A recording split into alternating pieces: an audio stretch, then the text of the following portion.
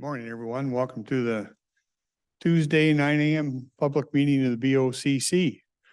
We'll start with the Pledge of Allegiance if you want to join me. I pledge allegiance to the flag of the United States of America and to the republic for which it stands, one nation under God, indivisible, with liberty and justice for all.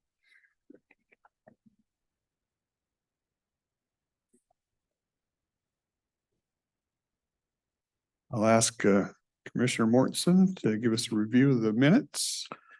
Good morning, everyone. As usual, I reviewed the minutes for the activities last week and I moved to approve those minutes. Any questions, comments on the minutes? I see none. We have a motion. I'll call for a vote. Those in favor? Aye.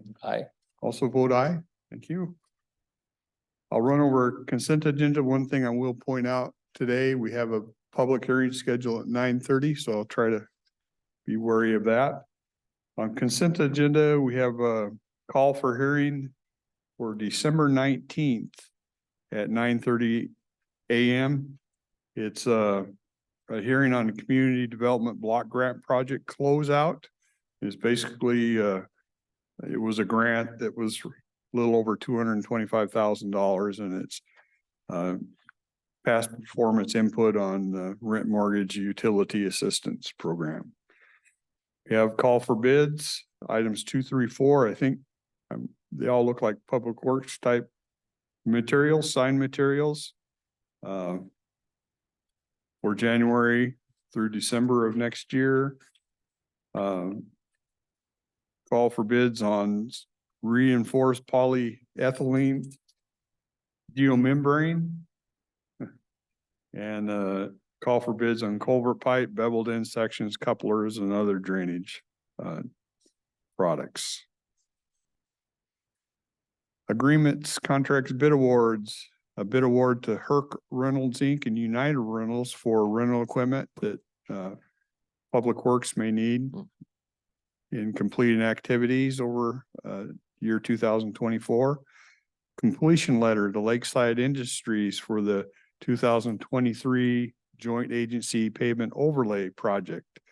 Final cost of the project was $1,844,767.36. And then a warranty deed with Shane and Crystal Davis, landowners on a parcel on Hazeldale Road. This is part of the slide project. It's about a little over 4,300 square feet at milepost 1.78. Resolutions of the Certified Lexington Flood Control Zone District 2024 budget and set the order and levy. You're going to see a lot of levy requests this time of year. Board correspondence.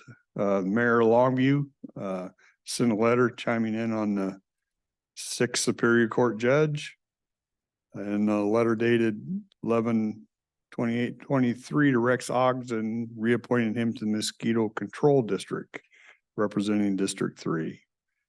2-year term that expires in February of 2025.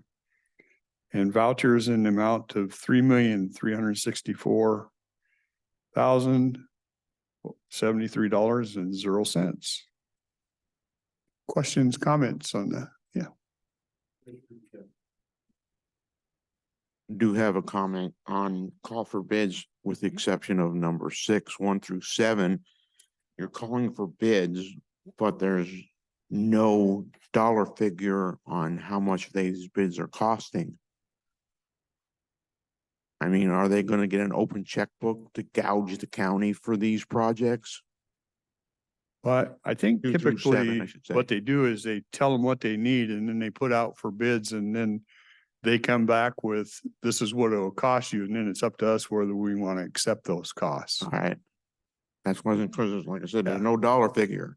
Yeah. And that wouldn't be unusual at this point. They probably have an idea of what it's cost them in the past, and they'll see what they want to bill them this time and make sure it's reasonable. And then we decide whether we accept it or not. All right. Okay. Any other questions, comments on consent agenda?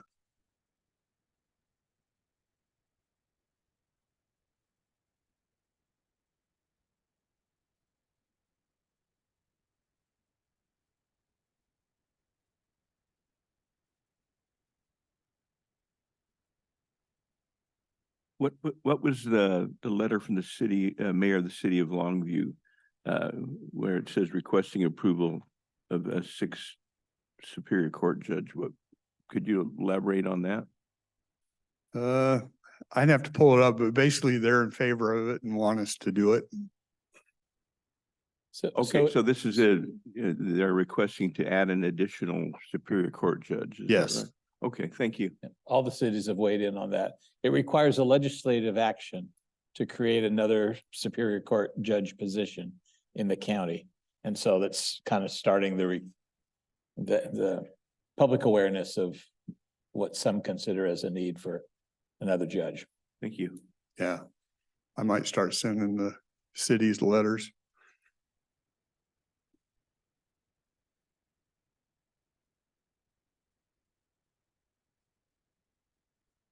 So I take it the commission board is in favor of the 6th judge. Where would you get that idea? I'm asking. I think we've already said no to that. It came before us and we turned it down. Now, can the cities bypass you? I don't think so. know. They can state their opinion. Thanks.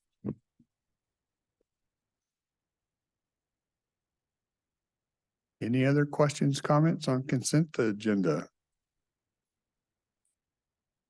See none, I entertain a motion. Mr. Chairman, I move we approve the consent agenda as presented today. We have a motion on the floor. Last chance for questions, comments? See none? Call for the vote. Those in favor? Aye. Aye. Also vote aye. Thank you. Motion items, Health and Human Services.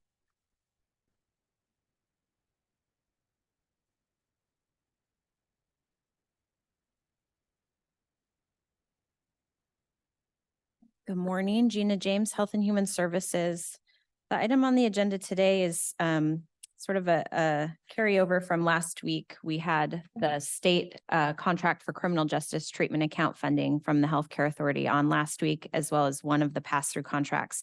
Today, we have the second pass-through contract on the agenda with Cowlitz Family Health Center. This is for this current fiscal year through June 30th of 2024 in a not to exceed amount of $63,000 to help utilize that criminal justice treatment account funding. So if I remember correctly, last week it was Columbia Wellness. Correct. And so how many other providers do we use? Just these two? Just these two right now. We have talked about, the CJTA panel had talked about maybe going out for bid again to try to get some more providers involved. But to your understanding, the drug court has not had any problem getting appointments for the drug court clients. There are accessing treatment. Yes, Okay. yes. Okay. Mhm. All right. So out of, excuse me, out of curiosity, we've mentioned 2. How many more in total would be possible in the county if they all applied? All is what I'm looking for, a number. Oh, sure. So there are, I believe there's 8 or 9 licensed behavioral health agencies that serve Cowlitz County. So all of them could apply to provide CJTA services. We also allocate some of the CJTA money to drug court. They request some of that in their budget. So we have a little bit that goes towards drug court as well. So up 8 or 9 agencies. Is it, do you have any idea what kind of criteria one of those groups applies in order to decide whether they're going to apply for a contract? What makes them decide that they would like to do it? I'm guessing if they serve drug court clients, then they may be interested. If drug court participants are coming to their agency for care, then they may be interested in the CJTA funding to help fill in some of the gaps that insurance isn't able to cover. I know that's one that I've heard from a provider before, is like, we're serving quite a few drug court participants, so CJTA can help with that. One of the reasons I ask is because I think this is true. I don't know that it is. The public thinks that if Enterprise A got the first contract with the county, then Enterprise A is going to get the contract from then on. And it's sort of grandfathering in steps. That makes it for us to be very careful how we do that. And I'm not saying it applies here. I'm just asking in general. We want to make sure the public gets a fair shot at things. That's really all I'm saying. Sure. Yeah, we went out for bid last spring, and like I mentioned, we've talked about maybe going out for bid again too. We know we've not been able to utilize the grant. So there's a couple, we could consider that. Okay, thank you. If I remember correctly, we have a similar type situation with developmentally disabled. They can reach out to different providers, and if they're not already under contract, then we'll add them on the contract. I think that's how it goes. That's where we have Goodwill and LifeWorks, and sometimes we have a third Compass or something like that. Yeah, that one is a little bit unique. That state contract actually requires us to have a bid open year round. So Yep. So we have the bid posted year round on our website. So if there is an organization that's interested in providing services, or there's a client that's wants to access services with an agency we don't contract with, they can submit today to be a provider, and we can start that process of evaluating if they're a qualified provider. So.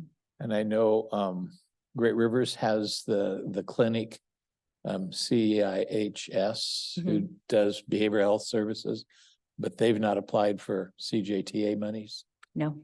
Okay, so that, and again, that's probably, if I understand the rules that we set that client up, they're to fill in gaps, whereas services isn't available, and the service is available in Calais for drug court. So I don't think they would be eligible for that, but there's the reason why I asked the question as to whether or not there have been any problems with getting in for treatment amongst the drug court clients. If there was a backlog, if they couldn't get in, that would be a reason to go forward with another bid opening, right? Yeah, I'll reach out to Adam and double check. I've not been made aware of any, but we can, yeah. Were you thinking mostly about CIHS in that case? Well, I actually brought up CIHS as an example of the purpose of that organization is to fill in gaps where there's not already treatment. In more rural areas, they're much more active. Yeah. CIHS, Community Integrated Health Services, is a spinoff of the BHO. Right. And to complement what my colleague just said, the BHO could not find people to take up the contracts. So they said, well, we'll go into business ourselves. But they operated like a business, and that's why they'll probably be successful in the long run. So they will not just fill a gap in. They will look at it and say, is this viable for sustainability? And if it is, then they'll try and jump in. One of their latest adventures is trying to get into housing, because everybody knows you go through drug court and this and that, and you end up back in the same environment you were before they got you into trouble, or that helped you into trouble.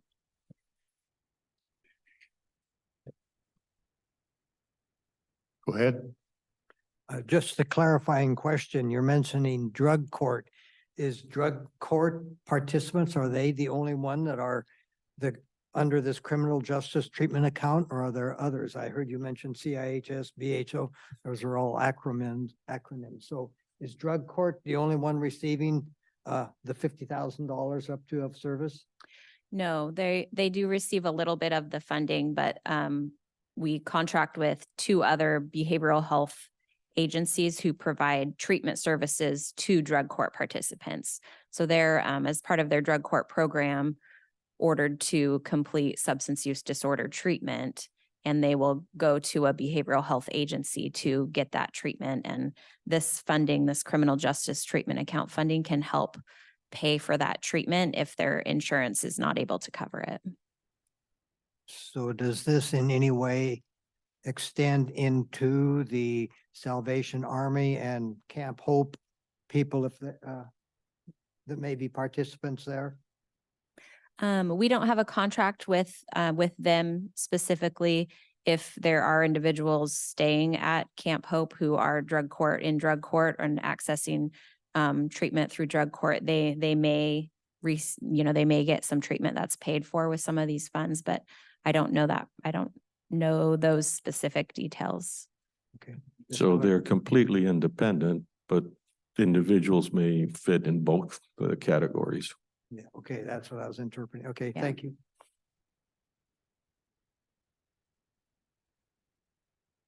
Any other questions, comments? Mr. Chairman, I move that we approve contract number 23-034 as has been discussed. We got a motion on the floor.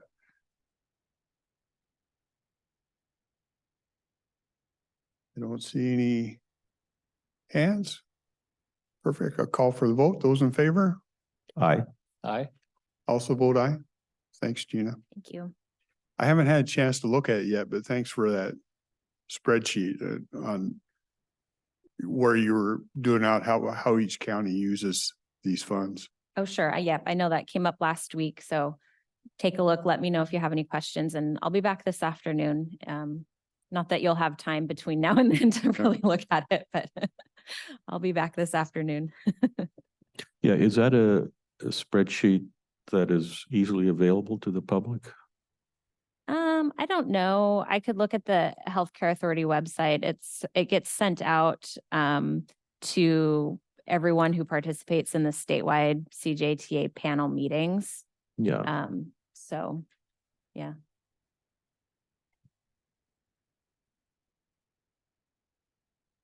Okay. Looks like we have works.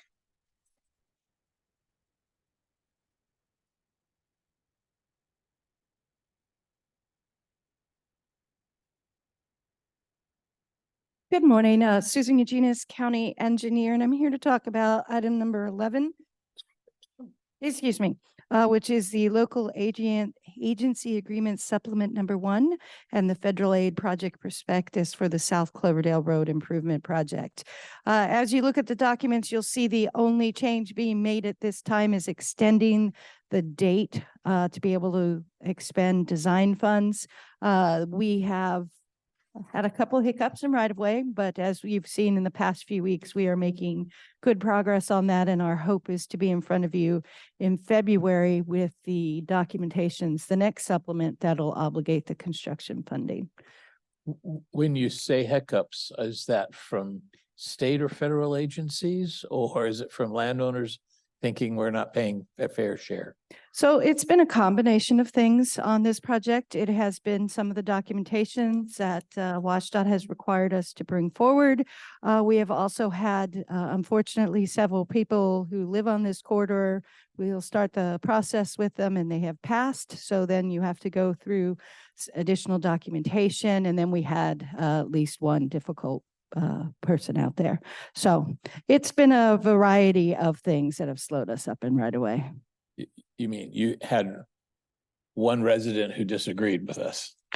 Yes, we had one. Well, we had one resident that it took us a while to even have them talk to us, Yeah. not necessarily disagreeing that it's common for them to counter our offers. But we had one that we had difficulty getting a hold of, but we're moving forward with that gentleman also.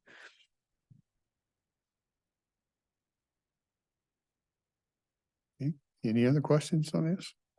Remind me again, this improvement has some substantial funding outside of the county. Correct. This total funding from the state is over $2 million from WashDOT, STP, rural money. And then in addition to that, we have CRAB RAP funds in this project.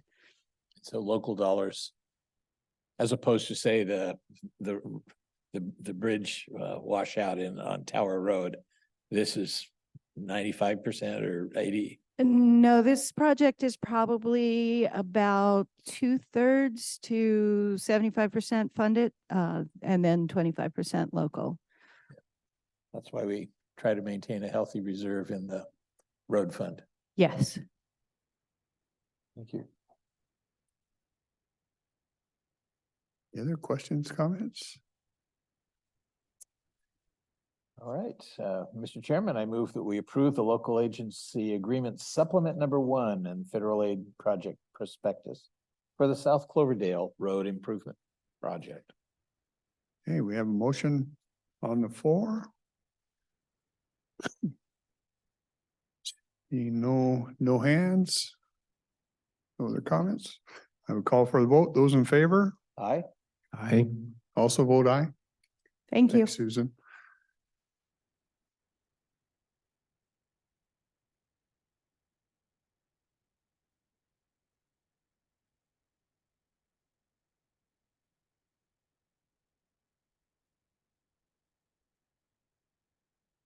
Good morning, Commissioners. Sean Roy, Public Works. Today before you, we have an interlocal agreement between Mason County and Cowlitz County for disposal of certain wastes.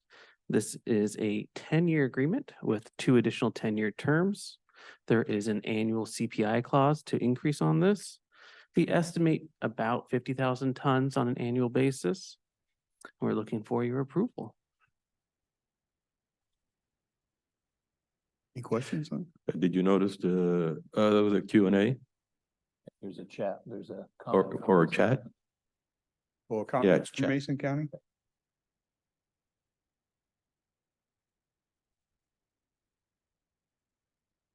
Mason County thanks Cowlitz County Commissioners and staff for providing solid waste disposal at the headquarters landfill, reducing haul distance,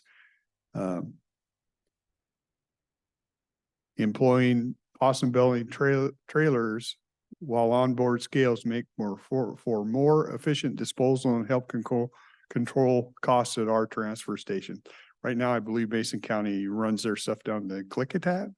Is that correct? That's my understanding. So this is really a win on both sides. We're looking for that kind of waste because we're working with the PUD on the gas project. So this really is a win for both sides here. Yeah, the thing I like about this is we in the county are highly dependent on the landfill for considerable amount of funds that go into the general fund itself. And another element I like here is that we're kind of all in a team, and I know I'm too much of a philosopher here, but this is good teamwork. It serves both quite well, so I'm happy to make the motion at the time when the chairman would like.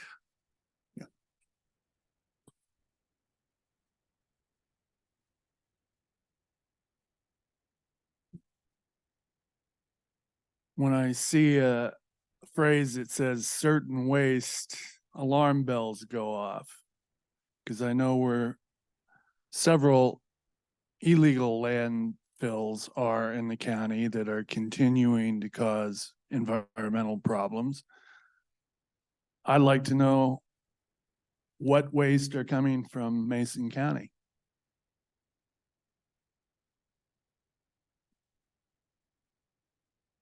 So the acceptable waste from Mason County would be MSW or municipal solid waste from their transfer station. So Savannah Clement, Deputy Director of Public Services. Acceptable waste, as he said, at MSW is most likely residential waste. So waste you'd put in your garbage can outside and is picked up by a garbage truck. That's what we would consider MSW, acceptable waste. Again, when I hear a phrase, most likely municipal waste, alarm bells go off. So there won't be any industrial waste or actually in the contract, or excuse me, interlocal, we have definitions of what's considered acceptable waste.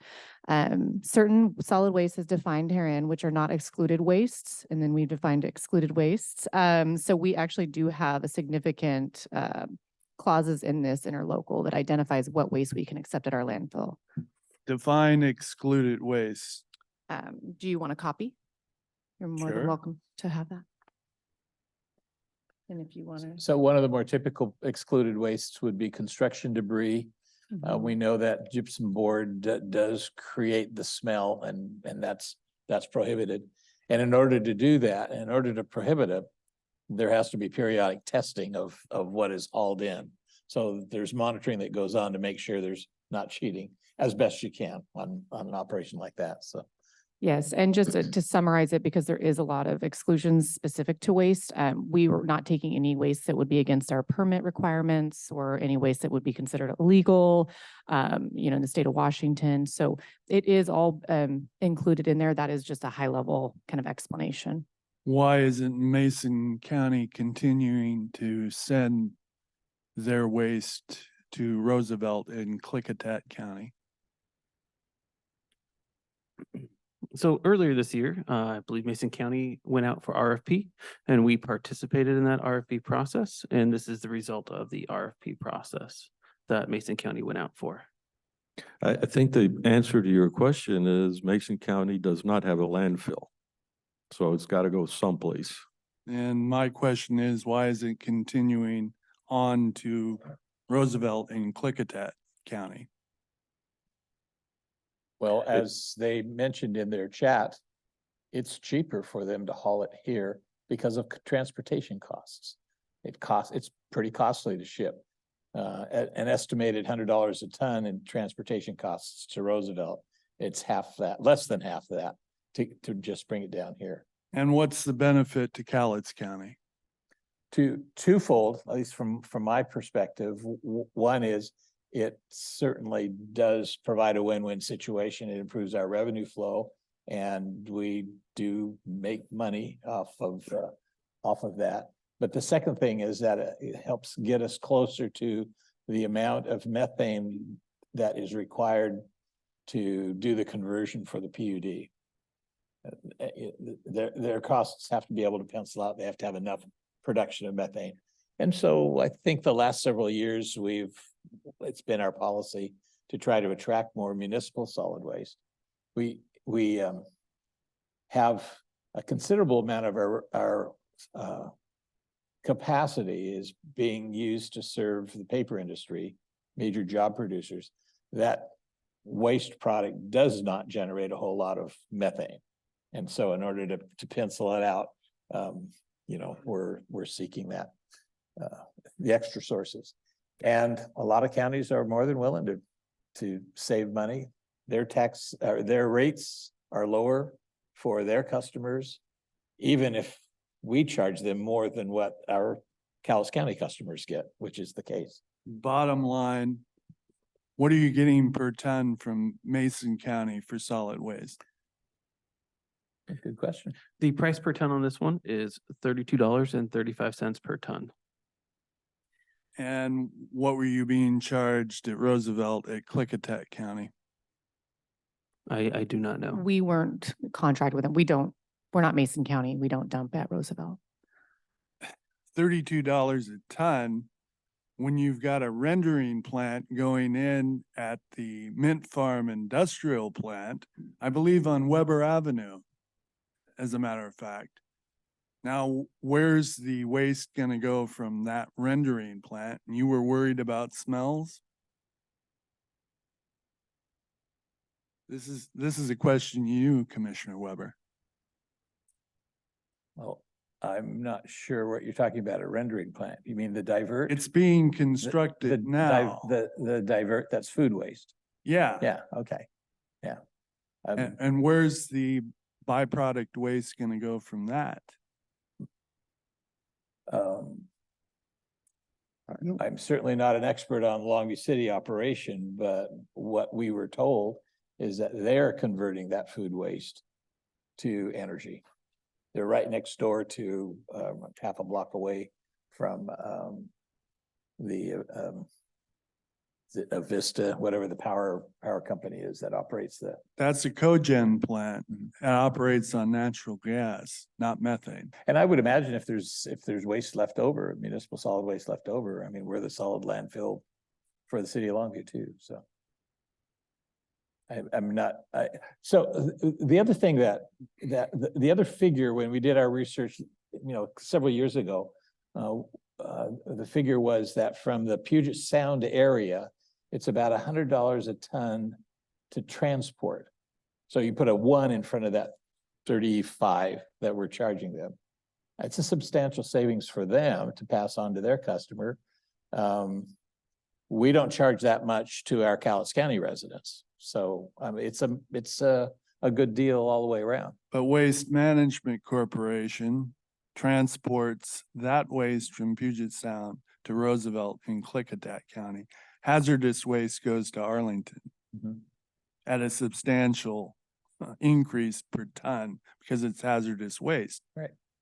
So the last question I have for you, this methane in the sky project, how much are you getting per cubic feet for methane?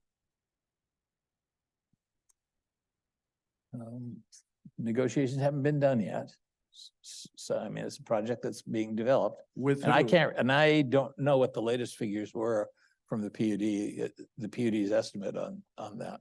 So you're entering into an agreement without any concrete cost or benefit.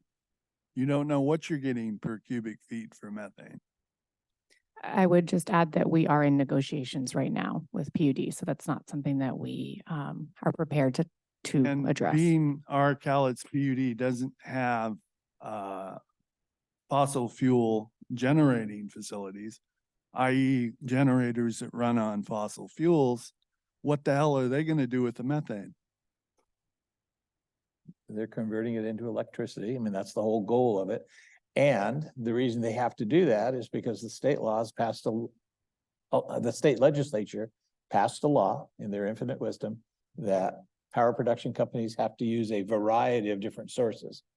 And that's why they're interested in the methane option. And if In I, addition to the wind, in addition to the hydroelectricity that they depend on. the winds and boondoggle, just ask Jerry Rieger about that. And methane is a fossil fuel, if I remember my basic high school chemistry.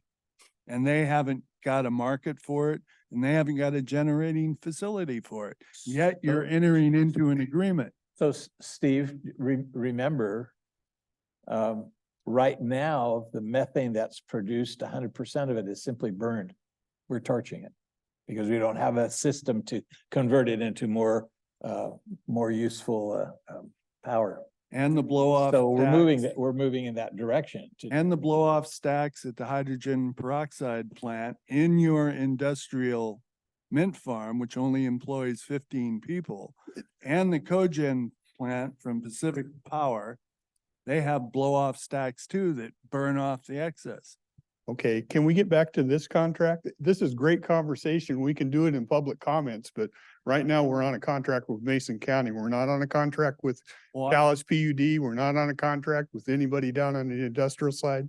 I'm just following the transparency of government that Commissioner and- Mortensen put And forward. we'll give it to you in public comments, but let's take care of this business at this Right? this And point. you're in gonna time, approve okay? the contract whether we comment on it or not. You've had comments on this Mason County contract. We'll take any more comments on the Mason County contract.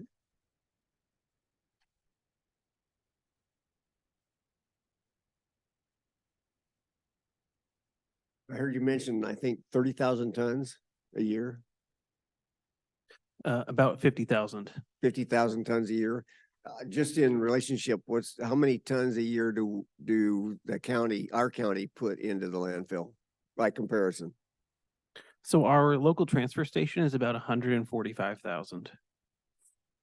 And so basically they're gonna put in about a third of what we do by comparison.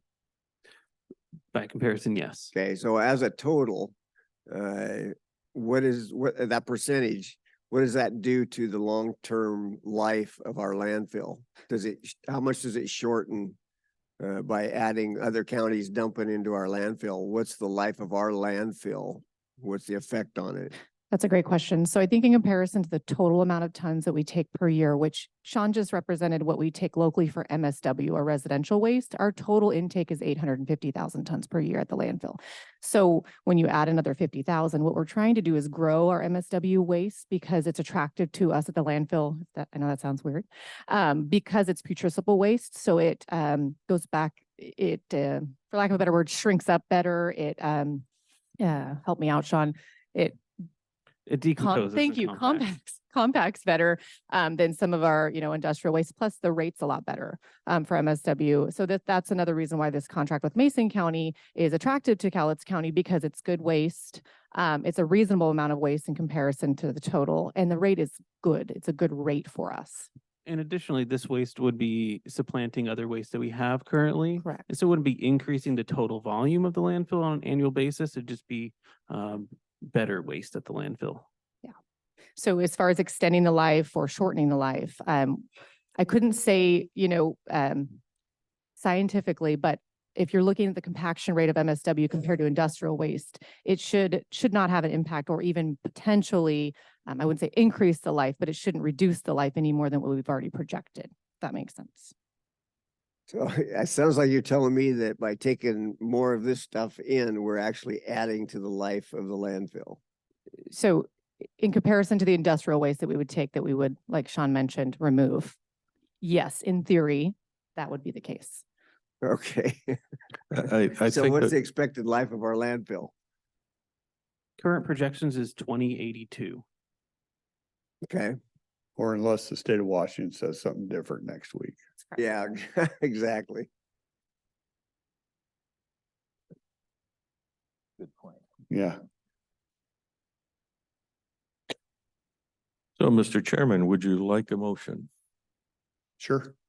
I move to approve the interlocal agreement with Mason County to provide disposal services at the headquarters landfill of certain solid waste for a term of 10 years and may be renewed to 2 additional 10-year periods. Okay, we have a motion on the floor. Any other questions on that contract? We did have an additional comment on the chat, I think with Mason County, who said they understand they'll be sending us $1.62 million a year. That's the revenue. That's not what it costs, but that's the revenue. That's correct.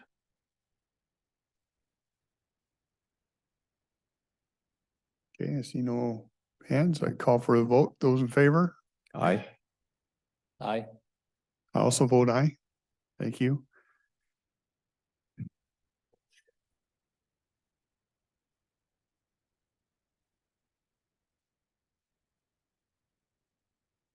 We have, we had a public hearing at 9:30. We better take that. I know I'm skipping over. Cam, I apologize for that, but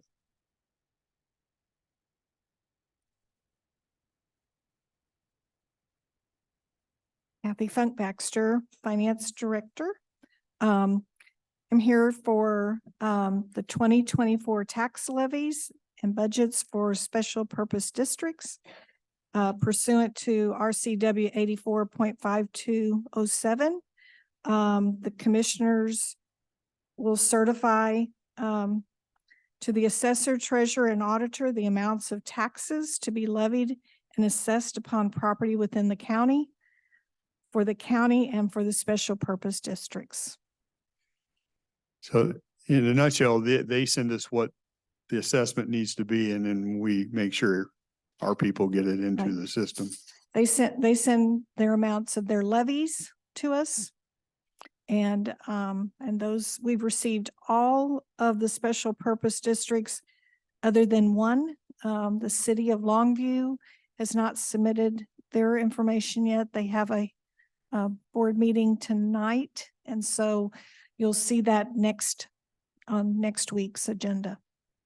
But every other special purpose district has submitted their paperwork for certification. Any questions up here? Yeah, I do have a question. I'm not sure Kathy can answer it, but it's, what is the level of obligation that the board has towards the levies? Well, to certify the actual levy assessment. We have to sign, which I wouldn't use certified, say approve, because certified means I know a lot more of the details in each of the agencies, and I don't. So, but I still, whenever we sign something, it's nice to know,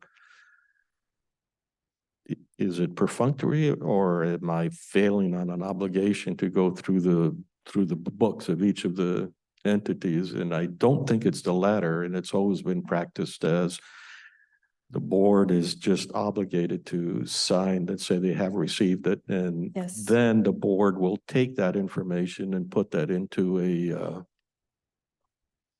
the assessor's office, and they work a tremendously complex spreadsheet. If you need a PhD, go understand the spreadsheet and you'll be granted one. Correct. So one of the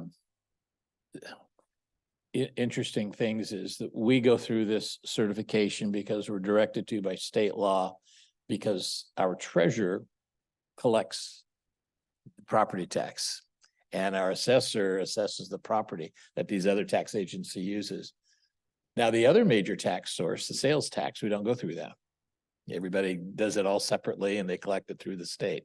It's just part of the tradition, I guess, that property tax is much more detailed and goes through the county, even for all the Yeah. junior taxing districts. I guess maybe and I wasn't there, the thought process could kind of be that they want the commissioners to basically approve it, so then it gives authority to the assessor and stuff to do their work. It's just a thought. Yeah, a reason to sort of expose is maybe a pejorative term, but just for the public to see that is because when tax time comes along, guess who gets all the nasty grams? Why did you do this kind of thing? It's like you're barking up the wrong tree. Of the tax bill that you see, I think statistically less than half of that is goes to the board as a general, to the general fund. The rest of it is already prescribed. Okay. Any other comments up here? I will open, this is Commissioner Mortensen made this. This is a hammer. Well, it is a hammer. Yeah, we call it Thor's hammer. So we're open public hearing for comment.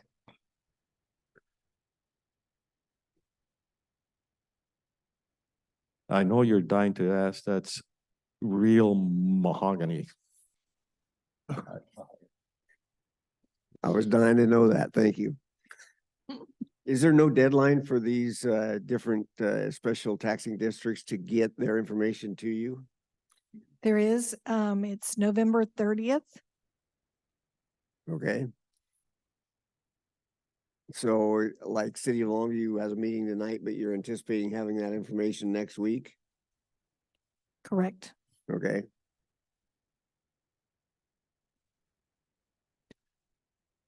Did you mean next week? I mean, we were at the 28th, so they have a couple of days. Yes, they have till November 30th. But we must certify the levies, the commissioners must certify the levies for special purpose districts no later than the first Monday of December. So we try to certify all the levies before that first Monday.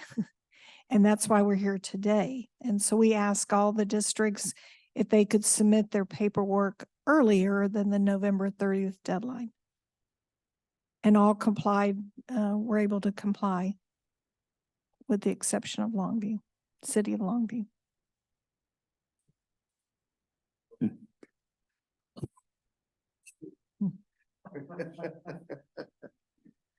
So based on what you just told me or said, I guess I'm not understanding, if they don't have their information in by what, day after tomorrow is the 30th. That's the deadline. And if these gentlemen are supposed to be certifying by the first Monday and you don't have a meeting till Tuesday, how exactly is that complying with the rules, the law, whatever the hell it is, it's guideline here? Well, we'll submit our agenda item before the first Monday. So it'll be in technically before the first Monday. But it won't be approved. Yeah, it won't be approved until the next meeting. That's, I know, I have a dilemma. I wanted it in no later than yesterday. So basically now we got the city of Longview determining when these guys can do their stuff instead of doing it today, getting it over No, with. we're able to do all of them except for the city of Longview. Everything's been submitted for today's agenda item except for city of Longview.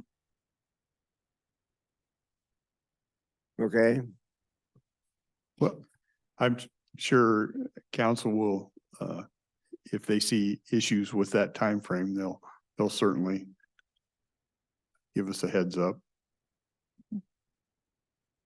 well, why don't you just go ahead and approve everybody who's done their job the way they were supposed to do it and leave city of Longview hanging and tell them, they missed their damn deadline. Because the state law says we have to certify when they Yeah. present us the information. So we have everyone, we have on the agenda today, everyone's special purpose district except for city of Longview. I understand that. So we are presenting for today's approval, all special districts except for city of Longview. And we're assuming city of Longview is going to approve theirs at their council meeting tonight. And Yes. then they will submit it to us before the deadline. Before the deadline. It's just a matter of when we get it, our schedule to formally approve it. Right. Okay.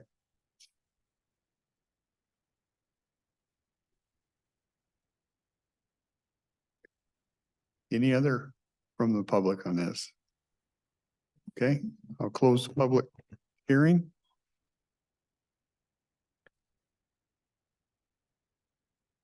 Mr. Chairman, would you like a motion to Please. approve all the special district levies as have been documented? Please. And Cowlitz counties. We have we have the counties and all the special purpose districts. The counties and the special districts. Right.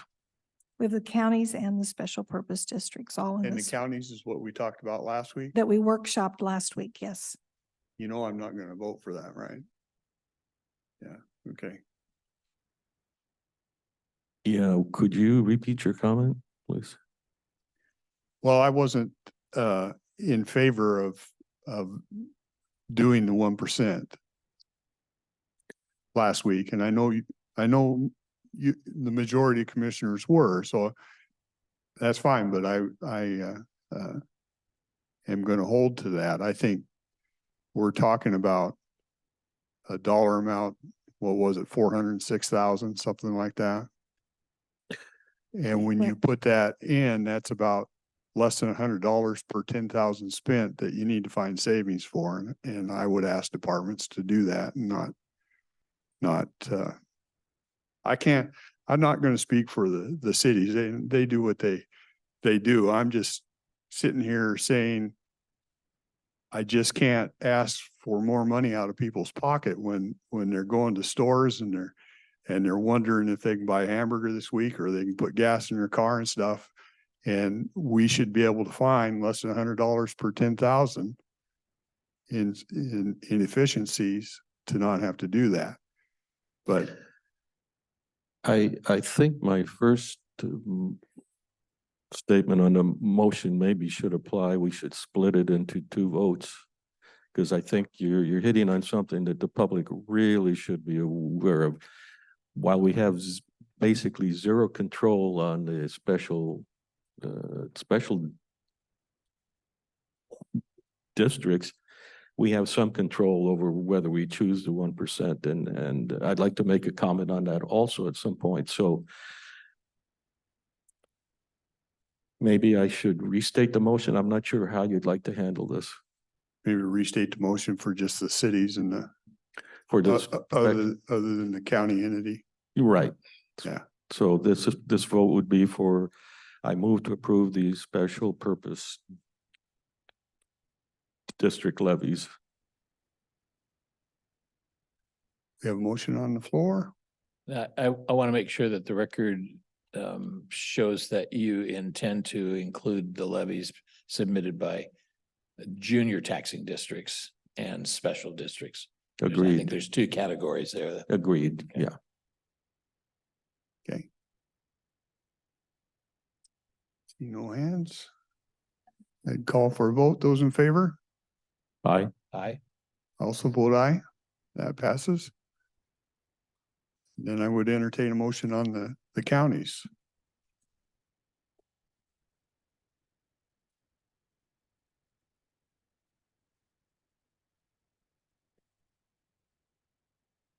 Mr. Chairman, I move that we approve the county levies, which perhaps we can ask Kathy to describe them for us at this point.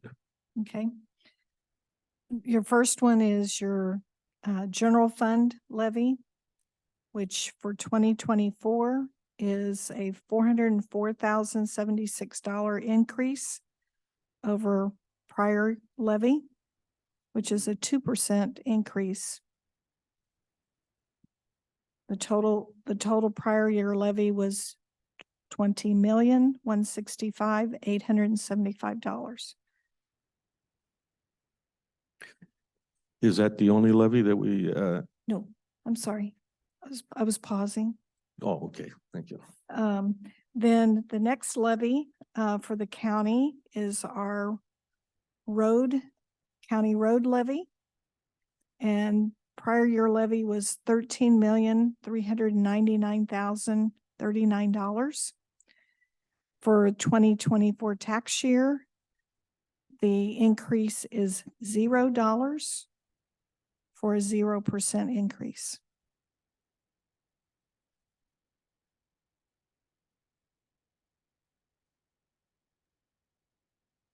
So the first levy, for the general fund, the 2% is comprised of the 1% that was carried over from last year. Yes, it's the banked amount as well as the The current 1%. 1%.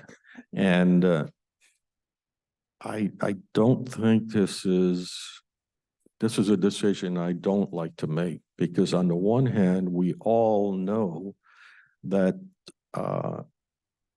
the cost to perform the government functions, everything being held the same, that is no growth in the government, goes up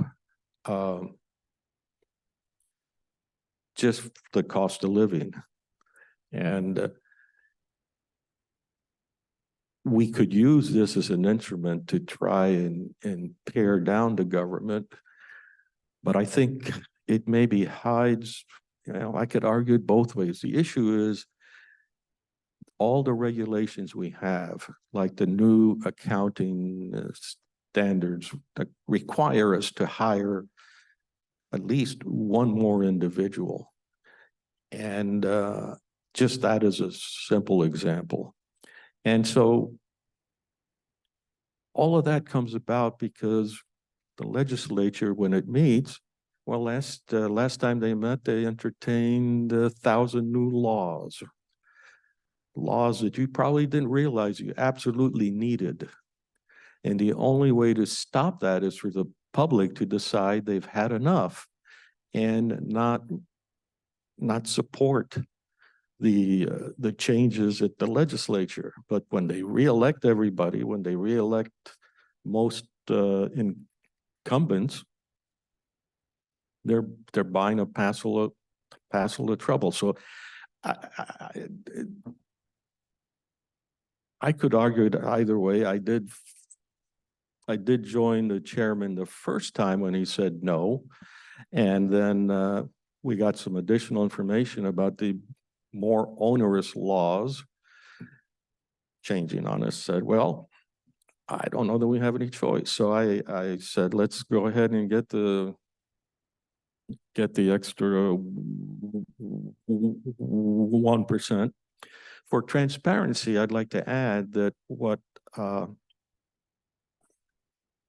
at stake, it's also the mental health tax. And by comparison, we're talking about this 1% cost the public $200,000, while the mental health tax or the behavioral health tax cost $2.2 million. So if you're doing some kind of triage, you say, would I rather appear to save $200,000 or $2.2 million?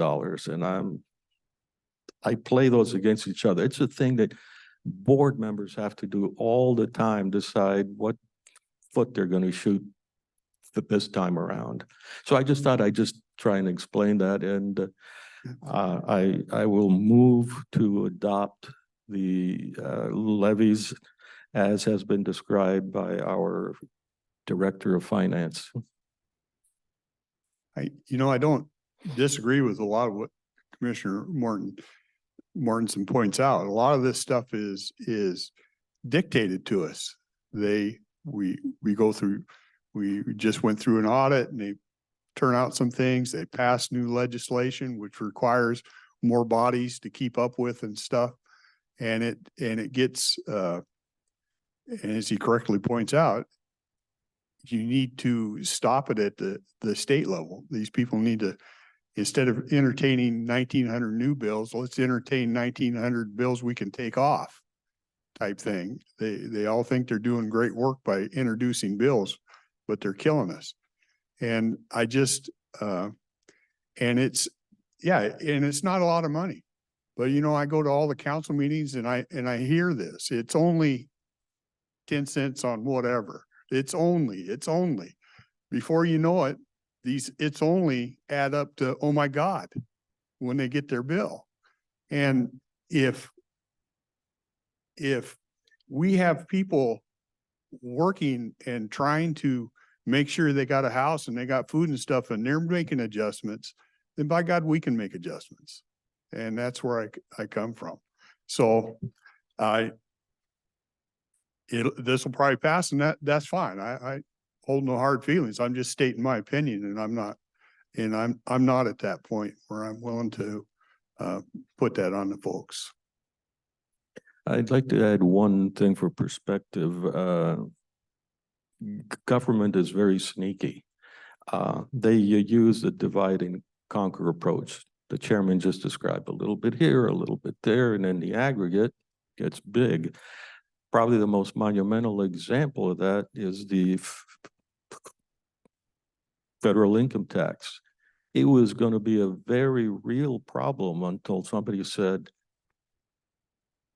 well, let me first explain the real problem. The real problem was a citizen is going to get a tax bill at the end of the year, and they're going to look at that and all hell will break loose. However, if you deduct it out of their paycheck, each paycheck, before they even get to see it, they won't really notice and won't really object. So it's just trying to use human psychology against us because they're not interested in transparency. They're interested in empire. Anyhow, enough of that, I guess. Any other comments?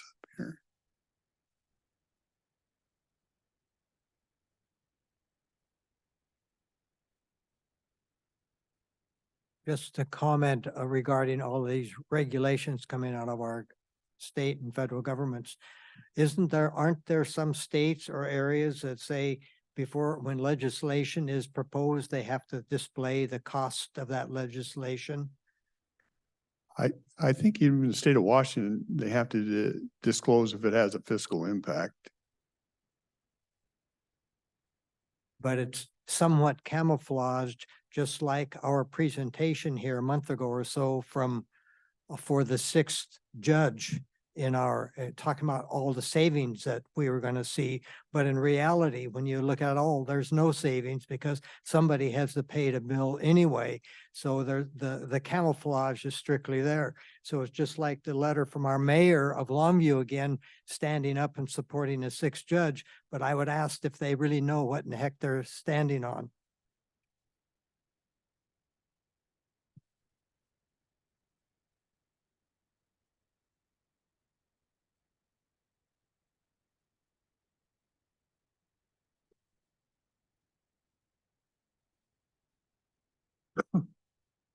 Yeah, I worked 55 years to retire comfortably. And for a couple of years, we could do just about anything we wanted. And now I can't do anything. I can't put gas in my vehicles. I have 3 vehicles that are not registered this year, and I don't give a damn. The city of Longview, Inslee, and Biden have ruined my retirement. I can't live. If you keep adding crap to our taxes and everything else, you better build a bigger homeless camp because there's going to be a lot of retired people in it that cannot make it right now. So quit this shit, cut your budgets, find places to get rid of the money that will help people. They have spent millions of dollars on 118 people, and now they want more money. So when does the need of the little outweigh the need of the big? When did that start? This is insanity. And you need to knock it off.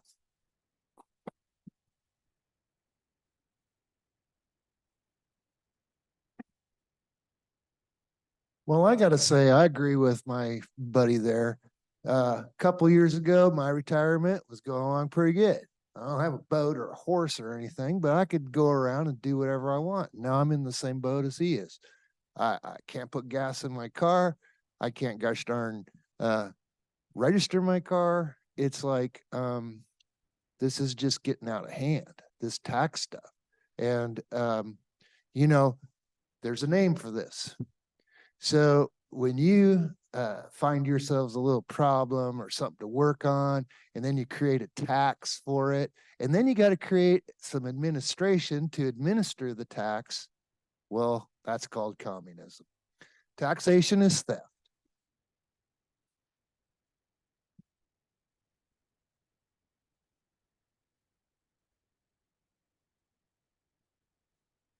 I don't have any particular speech, but I think we are at the point where Commissioner Dahl's absolutely right. Yeah, we don't quite understand how we're going to do all this, but we do need to start putting the brakes on it. And I think you saw a big change in the city makeup of the city council in both Woodland and Longview. And I think that that's a big part of people's dissatisfaction with government. So yeah, it's going to be uncomfortable no matter who you cut. But we have to start the process, and government is too big.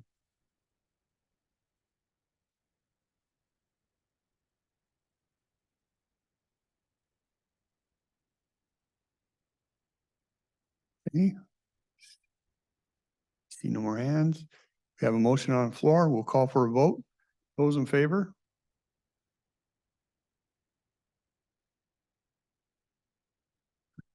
Opposed? Opposed. Opposed. Opposed. Motion fails.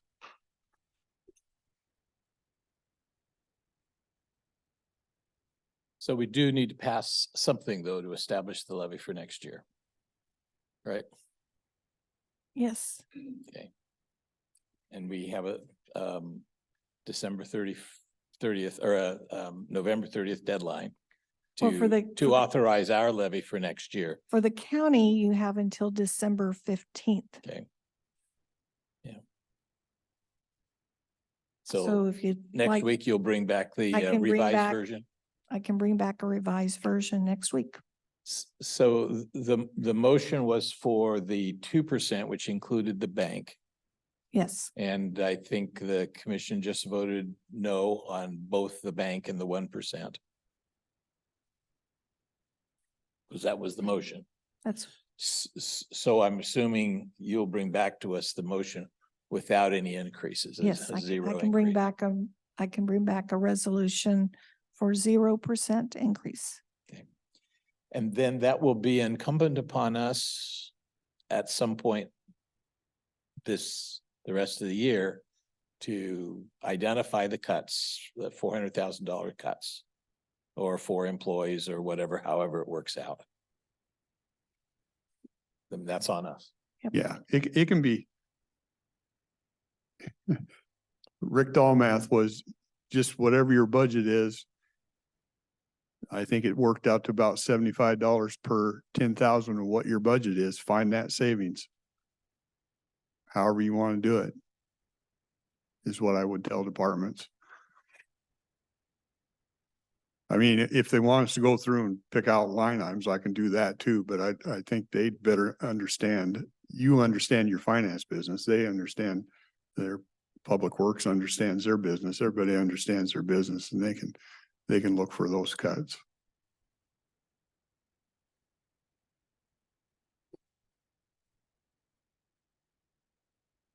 So just a quick question of these county levies that you're looking at, these different categories.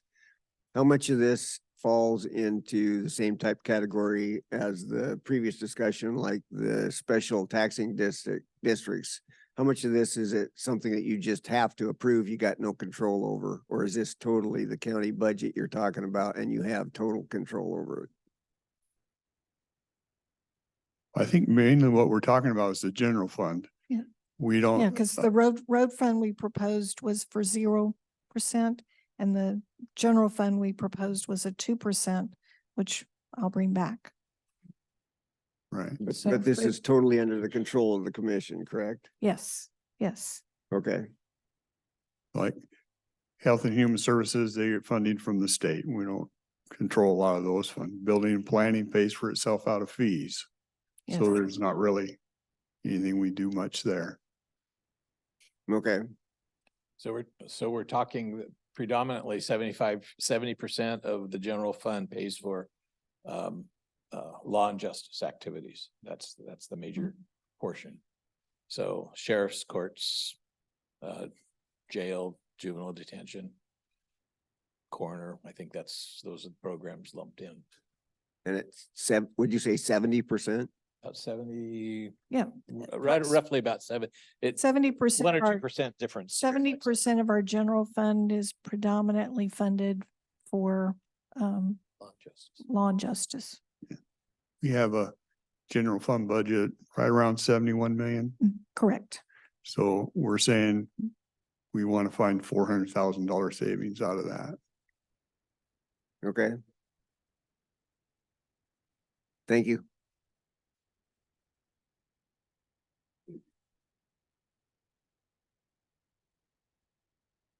Hey, so you were saying something about 2% of the general fund and then like 0% on the road fund, is that right? It Like the- was the increase for the levy was a 2% over prior year that was proposed today. And that was the 400, that basically 400, I think it was 404,000. Okay, so, You might recall that we've used the term banked capacity. yeah, 1% was banked capacity because we had foregone a 1% about 3 years ago, Yes. two or And- 3 years ago. And last year you did a 0.59%. okay, So, yeah. so, So she was adding that back in plus the 1%, the losses we can take. all right, And that's- so we can take, but we. I thought I heard something about the road department was growing by 0 and the general fund was growing by 2%. Did I get that right? That wasn't right then. No, it Oh, was okay. just the levy amount was a 2% over prior year levy. Okay, all right, Yeah, don't forget, we get a chunk of the sales tax. 15% of whatever's collected inside the cities, the sales tax, and the unincorporated area whenever that Sure, happens. sure. But, well, We have a timber tax and a very tiny amount that the judges charge, but they don't seem to be able to collect from the people that they charge, so. I'd complain less if there was more going to the roads. But I'd still complain, but. Okay, Yeah, just to remind people, we're embarking on a path that will cause some people to gnash their teeth and clench their fists or something like that.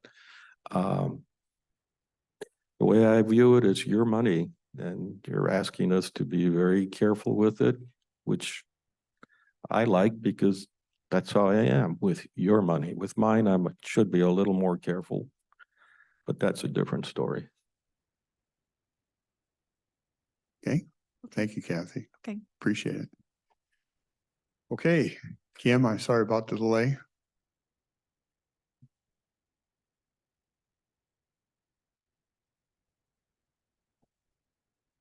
Morning, Commissioners. Kim Hort, IT Director. We have. No, yes, it was a good conversation, so thank you. I don't mind taking time for that. Presented to you is a motion item to replace our HVAC system for our administration building server room. It had a catastrophic failure.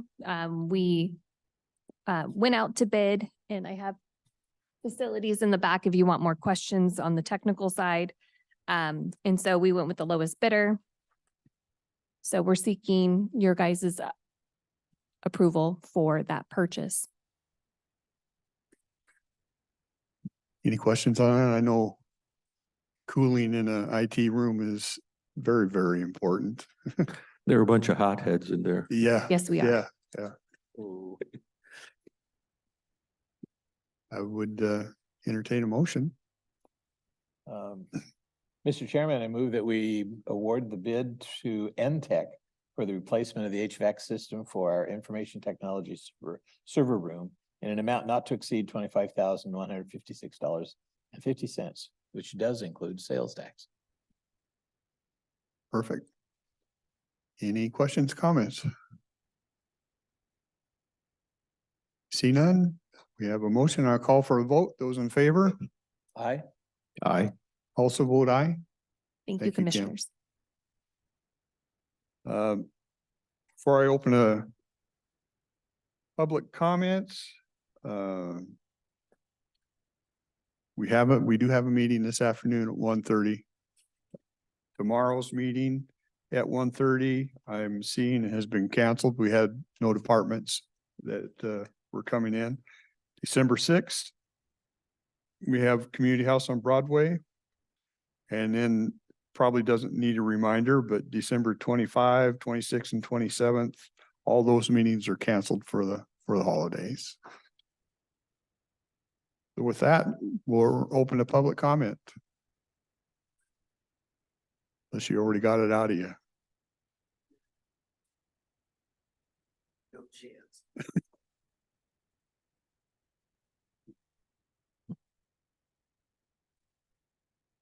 Based on our previous conversation about income funds and stuff, I'm wondering when say the sheriff's office writes a speeding ticket for somebody or whatever and collects funds, where do those monies go? Do those come to the county or?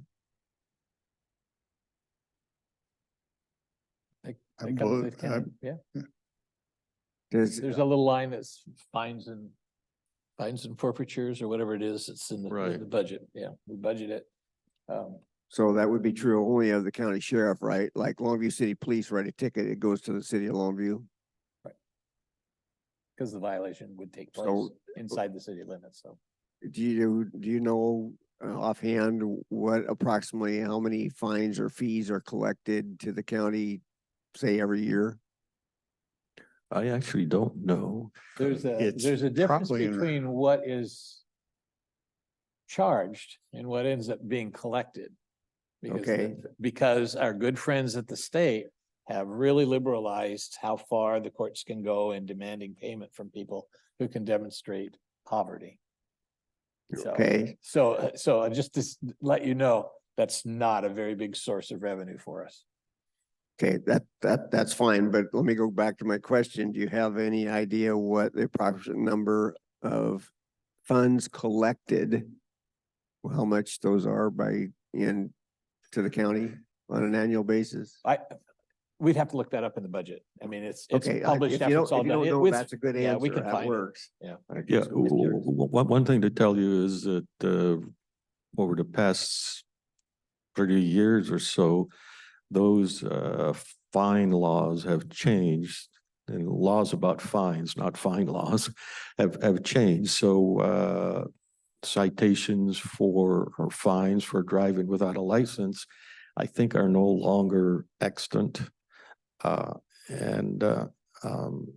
it's not only a low level of income, I think it's a non-predictable level of income. When Blake decision came, we had to pay back chunk of money for fines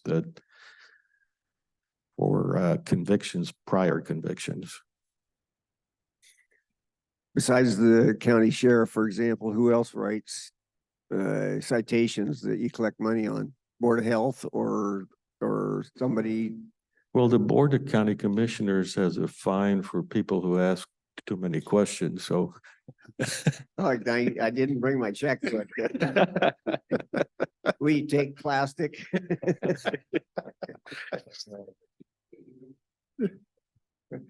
You can Venmo us. That's the Okay. new term, yeah.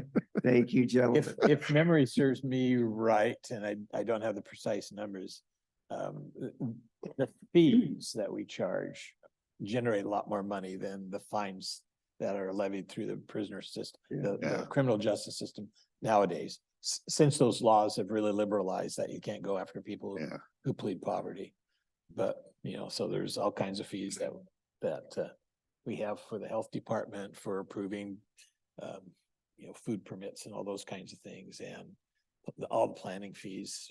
Every time you turn it around, they've got a fee for that downstairs, and so that's a larger source of revenue. But in terms of overall percentage, we're looking at pretty tiny amounts. I mean, the big ones are the property tax and the sales tax, and then we probably get as much money, if not more money, from the federal and state government in various grants as we raise in taxes, which is kind of amazing. And don't forget the landfill. But the number one source of revenue, the landfill. It's huge. So the police can't chase the criminals and you can't chase the violators. Yeah. Well, All there are plenty of restrictions. You're right on that. All right, thank you.